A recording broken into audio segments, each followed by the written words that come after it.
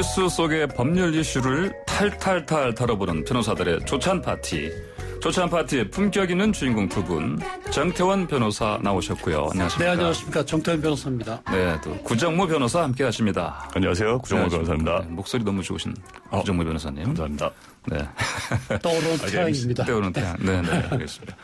자, 변호사들의 조찬 파티 시작하기 전에요. 어제 국회에 있었던 뜨거운 설전. 이게 또 추미애 법무부 장관 관련인데 이분께서 입장 간문 이 관련해서 열린민주당의 최강욱 대표에게 유출됐다 의혹이 제기되면서 이른바 수명자라는 법률 용어가 등장했습니다. 이게 어떤 뜻입니까? 예, 수명자라는 건 이제 법률 명령을 받는 사람이란 뜻인데요. 네. 그러니까 이게 군사보훈에서 많이 쓰는 표현이기 때문에 문제가 된다. 좀 이런 취지로 얘기가 된 것 같은데 네.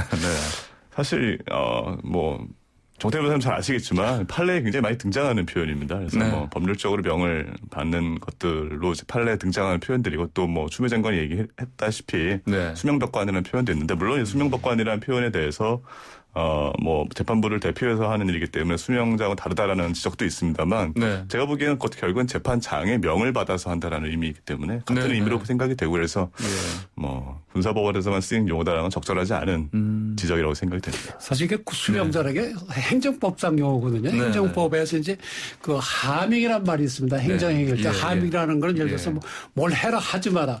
경찰관이 예를 들어서 신호에 따라서 정지를 시키잖아요.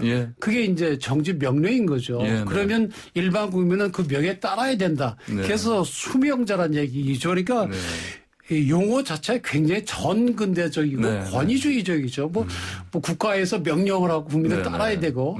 그래서 이제 수명자란 말이 그 법률 용어이기는 하지만 평소에 쓰는 말은 아닙니다. 그런데 추미애 장관이 수명자란 말을 자주 쓰시는 것 같아요. 그러니까 평소에 잘 안 듣던 얘기가 나오니까 이 군대에서 쓰는 얘기 아니야. 그러면 최강욱이하고 뭐 있는 거 아니냐. 이런 오해를 이제 불러일으킬 수가 있는데 이게 꼭 군대에서 쓰는 용어는 아니고 지금 그 구 변호사의 말씀대로 법률 용어입니다. 근데 일상생활에서는 잘 안 쓰죠. 추 장관께서 여자는 쓰면 안 되냐 또 이렇게 표현. 여자도 써도 되겠죠. 제가 판례를 찾아보니까 판례에 실제로 검사는 국민의 수명자다 이런 표현도 있습니다. 그래서 그런 의미에서 아마 쓰신 게 아닌 것 같습니다. 그렇게 쓰면 별 말이 안 나올 텐데. 자, 야권이 추미애 장관의 탄핵 소추안을 제출했습니다. 통과 가능성 물론 없죠. 발의는 국회 제적의원 3분의 1이 하면 되지만 이 제적 과반수가 돼야지 통과가 되거든요. 그런데 지금 아시다시피 통합당은 103석밖에 안 되기 때문에 150석까지 얻을 수가 없죠. 통과는 전혀 안 돼요. 그 점에서는 추미애 장관이 탄핵소추안을 낸 거에 대해서 아주 그냥 여유로운 미소를 보일 수밖에 없는 거죠. 알겠습니다. 자, 조찬 파티 오늘의 주요 주제 만나보겠습니다.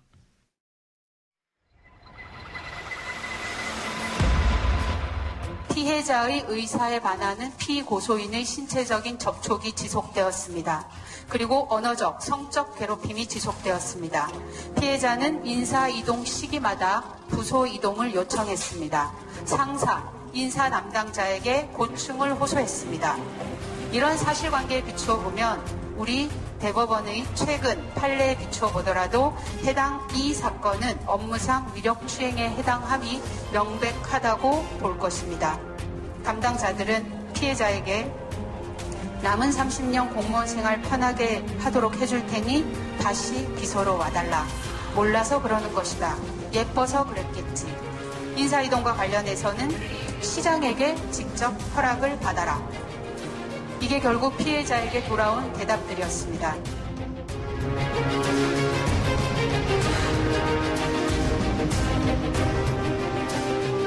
어제 오전 11시에 열린 기자회견이었죠. 고 박원순 서울시장을 성추행 혐의로 고소한 전직 비서 측이 2차 기자회견 열었습니다. 자, 이 내용 직접 보셨죠? 네. 어떤 점이 눈에 띄던가요? 피해자 본인은 당연히 거기 참석을 안 했고요. 그 성폭력 상담소라든지 여성의 전화 또 법률 대리 참석을 했는데 저는 그 여러 가지 내용이 있으면 특히 이제 그 2차 피해를 호소하는 점이 네. 상당히 좀 그 눈에 띄었습니다. 특히 이제 네. 지금 이 사건이 7월 13일 첫 그 기자회견이 있었고 그 예. 고소장은 7월 8일 날 접수가 됐고 9일 날 이제 그 우리 박 전 시장이 네. 그 명을 달리했는데 네. 자기의 정치적 입장이나 또는 박원순 전 시장의 지지 여부에 따라서 네. 그 이 사안을 보는 눈도 다르고 네. 또 거기에 대해서 어떤 이 피해자를 대해서 무고라든지 또는 과장했다든지 네. 또는 상대방의 정치적 공세라고 주장하는 그런 내용들이 상당히 나와서 결국엔 네. 이 피해자가 상당히 고통을 받을 수밖에 없었고 예. 물론 뭐 우리 헌법상 무죄 추정의 원칙이 있으니까 대법원 판결 날 때까지는 무죄로 네. 볼 수는 있겠지만 네. 그러나 적어도 우리 사회에서 이런 문제가 생겼을 때 그 바라보는 눈이 우리가 균형 감각을 좀 잃은 것이 아닌가. 네. 박 전 시장을 지지하건 반대하건 그것이 중요한 것이 아니라 과연 실제로 네. 그런 피해가 있었는지 그렇다고 한다면 우리 사회 전체적으로 어떻게 하면 이런 피해를 좀 예방하고 앞으로 이런 일이 안 나도 시스템을 고쳐야 될 것인가 거기에 대한 관심보다는 그저 그냥 예. 박 전 시장 지지 여부터는 정치적인 그 자기의 위치에 따라 가지고 둘로 갈라져서 싸워서 결국엔 또 이 피해 호소인이라고 그랬죠. 처음에는. 네, 네. 피해자에 대해서 2차 가해를 지금 가하고 있다는 호소를 듣고 네. 야, 우리가 참 우리 사회에서 다시 한번 우리가 반성을 해야 되겠다. 그런 생각이 들었습니다. 네, 네. 그러시군요. 어떻게 보셨습니까? 예, 뭐, 정 변호사님께서 잘 말씀해 주셨고요. 저는 이제 뭐 여러 가지 놀라운 얘기들이 있었지만 네. 가장 인상적인 걸 딱 하나 꼽으라고 한다면 이제 피해자 본인분의 입장문 내용이었습니다. 네네. 눈에 띄었던 구절이 이런 부분인데요. 저는 기다리겠습니다. 그 어떤 편견도 없이 적법하고 합리적인 절차에 따라 과정이 밝혀지기를 네. 본질이 아닌 문제에 대해서 논점 흐리지 않고 밝혀진 진실에 함께 집중해 주길 부탁합니다. 이게 저는 지금 이 뭐 수많은 2차 가해를 가담하고 계신 분들 나아가서 네. 이걸 또 정쟁의 도구로 삼고 있는 모든 정치권들이 좀 귀 기울여야 네. 할 그런 당부라고 생각합니다. 네, 그렇군요. 자, 또 피해자가 4년이 넘는 정말 긴 시간인데 무려 20명 이상 가까이 된 전현직 비서관들에게 피해 사실을 호소했는데 묵살당했다고 주장했습니다. 이렇게 되면은 아무래도 다행히 방조 혐의가 인정된다 이렇게 볼 수 있을 텐데 이게 이 혐의가 적용될 수 있겠습니까? 그래서 이제 방조라는 건 법적으로 어떤 사람의 범죄 행위를 쉽게 하도록 도와주는 겁니다. 방조, 도와주는 게 방조거든요. 근데 방조는 적극적으로 도와주는 것뿐만이 아니고 어떤 일을 해야 될 직무상 의무가 있음에도 불구하고 그런 범죄 행위를 하고 있다는 걸 자기가 알면서도 아무 조치를 취하지 않는다. 그래서 오히려 범죄가 더 쉽게 되었다. 그런 경우에 이제 성립될 수도 있는 겁니다. 예를 들어서 죄수가 막 도망가는데 교도관이 그냥 보고 있다든지 아니면 도둑놈이 들어와서 막 도둑질을 하는데 경비원이 묵인을 한다든지 이런 게 이제 대표적인 방조 행위거든요. 그런데 이 경우에 좀 피해자는 4년 동안 20명 넘게 호소를 했다고 하는데 근데 결국 이제 이거는 결국 그 사람들이 제가 말씀드린 이런 위치에 있느냐 그런 직무상 의무가 있느냐 예를 들어서 뭐 감사 담당자나 뭐 인사 담당자 같으면 이런 얘기가 나와서 무슨 조치를 해야 될 거 아닙니까? 근데 그런 조치를 안 하고 그리고 시장님이 이뻐하는데 뭐 내버려 둬야지 하는 그래서 했다고 한다면 뭐 처벌될 여지는 있는데 뭐 쉽지는 않을 걸로 보입니다. 수사를 철저히 해야 될 걸로 보입니다. 예, 그렇군요. 어떻게 저 역시 비슷한 의견이고요. 그러니까 법적인 측면에서만 본다면 어쨌든 이제 뭐 기존에 사실은 판례에서는 뭐 강제추행 방조에 관련해서 그러니까 부작위엔 방조까지 인정된 사례가 사실 찾아보기가 쉽지 않은 것은 맞습니다. 다만 어떤 이 사안 같은 경우에는 2차 기자회견 내용이 정말 사실이라고 한다면 4년이라는 기간 동안 20여 명의 전현직 비서관들에게 피해를 호소했음에도 그게 묵살되어서 동종의 범죄가 계속 반복되었다라고 한다면 이제 부작위에 의한 방조 성립 여부 충분히 검토될 수 있다고 생각이 되고요.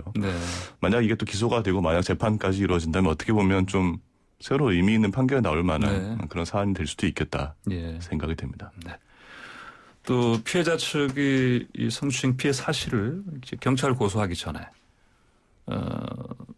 서울중앙지검에 먼저 연락했고요.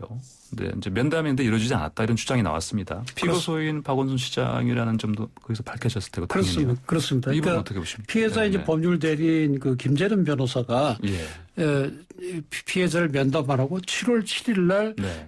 중앙지검의 여성아동범죄조사부장에 전화를 해서 지금 이렇게 서울시의 높은 사람을 상대로 지금 고소를 네. 하려고 한다. 면담을 했으면 좋겠다.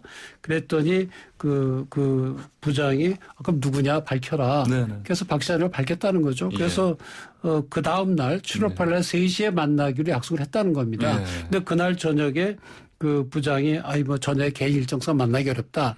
이렇게 돼서 원래 약속된 그 7월 8일 날 3시에 그 면담 예정이고 2시에 피해자를 만나기로 해서 만나서 중앙지검은 안 될 것 같다. 그래서 서울지방경찰청에 전화를 해서 거기서 바로 조사해 줄 수 있냐 해서 그렇게 갔다는 거거든요. 이렇게 되면 글쎄 물론 이제 중앙지검 조사부장 얘기로는 고소장이 들어오기도 전에 사전 면담하는 건 부적절해서 안 만나기로 했다고 해서 서로 얘기가 엇갈립니다. 엇갈리곤 했지만은 하여튼 중앙지검에서 먼저 이 사실을 안 건 맞거든요. 그렇다고 한다면 과연 이것이 박 전 시장에게 어떻게 유출이 됐는지에 관해서 지금 경찰이 의심을 받고 있는데 경찰 또는 청와대 또 여성 또 그 폭력 상담소도 이제 의심을 받고 있는데 거기에 더해서 중앙지검도 이제 거기도 유출이 된 거 아니냐 또 그런 의심까지 좀 더하게 된 것이죠. 이게 왜 중요한가 하면요. 사실 이 그 피해자가 4년이 넘도록 제대로 고소를 못한 제일 큰 이유는 우선 주위에서 자기 말을 잘 안 봐줄 가능성도 높고 무기라거나 또 한 가지는 과연 고소해서 될까? 상대방은 이제 뭐 대권 주자까지 얘기까지 나오는 높은 사람인데 그래서 굉장히 걱정을 했던 건데 뭐 고소를 하자마자 또 신고하자마자 바로 상대방한테 알려준다고 한다면 그야말로 일반 힘이 없는 일반 국민 이건 내가 해봐야 이건 계란으로 파헤치구나 이런 생각을 할 수밖에 없거든요. 그래서 도대체 이게 어떻게 해서 유출됐느냐에 관해서 이번에 이제 밝혀져야 되는 거죠. 그래서 이제 검찰까지 이제 연루가 되는 걸로 되는데 이거는 검찰이 수사하고 있는 걸로 알고 있거든요. 그래서 이게 상당히 복잡하게 됐습니다. 그러니까요. 사실 검찰의 부장검사가 이 부분을 인지했다면 사실 이 정보는 검사장한테 보고했을 여지도 있죠. 그랬을 가능성이 좀 높다 생각하는데. 상식적으로 생각해 볼 때 내가 부장인데 서울시장이 지금 성추행으로 좀 고소될 위치에 있다. 그러면 직속상관인 검사한테 보고했을 가능성은 매우 높죠. 물론 뭐 중앙지검 부인하고 있지만은 그럴 가능성은 있습니다. 이른바 정보보고 차원에서라도 당연히 그랬을 수 있죠. 자, 그러면 이렇게 되면은 이제 사실은 아까 말씀하신 대로 또 남인순 의원한테 또 기자들이 달려가서 이제 지금 이런 유출 경위 관련해서 좀 말을 해라 했는데 여전히 뭐 입을 내고 계시지는 않고요. 그러다 보니까 이 경위 유출 경로 관련해서 이제 결국은 또 하나의 또 추가되는 그런 상황이 돼버렸어요. 그러니까. 남인순 의원이 사실 그 의원 되시기 전에 그 뭐 여성 그들 협회 대표도 하셨고 성폭력 상담도 관여를 하셨기 때문에 이 정보에 접할 수 있는 상당히 유리한 위치에 있고 또 박 전 시장이 이런 극단적 선택하라기 바로 전에 통화를 한 사람 비서실장이고 그 앞에가 그 남인순 의원이거든요. 그러니까 굉장히 의심을 받을 수밖에 없는 거죠. 당신이 뭐 알려준 거 아니냐. 특히 당시 그런 여러 가지 소위 네트워크가 있으니까 알려준 거 아니냐 이렇게 얘기를 하는데 본인은 뭐 가타부터 얘기를 못하죠. 왜 그런가 하면 본인이 알려줬건 또 뭐 딴 사람이 알려줬건 자기가 관계가 있는 사람한테 알려줄 가능성이 높고 그거는 지금 공무상 비밀누설로 처벌받을 가능성도 있거든요. 그러니까 기자들의 물음에 일체 대답도 못하는 뭐 그런 위치가 아닌가 싶습니다. 만약에 진상이 드러난다면 이게 유출 경로가 사실 한 군데가 아니고 또 여러 군데일 수도 있다는 뭐 이런 얘기들 나오고 있습니다. 그래서 이런 상황이다 보니까. 그렇습니다. 지금 검찰, 경찰, 뭐 여성단체 여러 군데가 나올 여지가 충분히 있죠. 자, 그러면 경찰은 이번 사건이 이제 공소권 없음으로 종결되지만 주변 인물들은 이제 아까 말씀하신 대로 방조 혐의 관련 수사를 통해서 성추행 의혹의 실체가 확인될 수 있다 이렇게 했는데 그럼 우회로로 파헤칠 수 있다는 얘기지 않습니까? 그렇습니다. 그러니까 이게 사실은 뭐 방조범이라고 하는 게 성립을 하려면 기본적으로 전제가 정범의 범행이 일단 성립하는지 판단이 되어야 하거든요.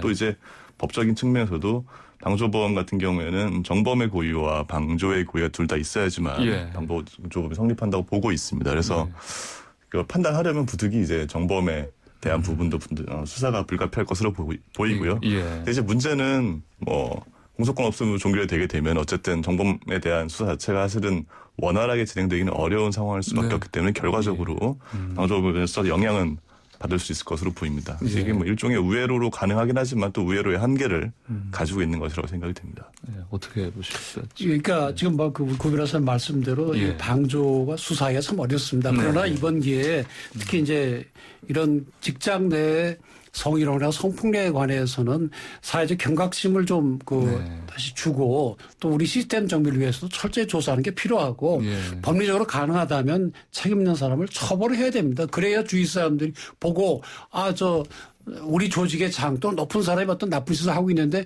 이거 내버려두면 저 사람만 벌 받는 게 아니라 나까지 벌 받겠구나. 네. 이런 마음이 있어야 이게 제도적으로 막아지거든요. 네. 그래서 경찰이 좀 더 적극적으로 했으면 좋겠고요. 사실 이게 법리에서 수사하기 좀 어려움은 있습니다. 왜냐하면 본범 그러니까 범죄를 저지른 사람이 돌아가신 걸로 좀 돼 있잖아요. 그러니까 어렵긴 하지만 예를 들어서 누가 이걸 명예훼손으로 고소하든지 무고로 고소한다면 더 적극적으로 할 수도 있거든요. 사실은. 근데 그런 수사 기술상 한계는 있지만 어찌됐든 열심히 수사를 해서 다시는 이런 일이 없도록 해야 될 걸로 보입니다. 예, 그러니까 이 참 피해자가 그 피해를 보기 시작했다는 그 시기가 벌써 4년 전 아닙니까? 이제 그때와 또 지금은 이 전 사회적인 그 이른바 성 감수성도 사실은 많이 달라졌고요.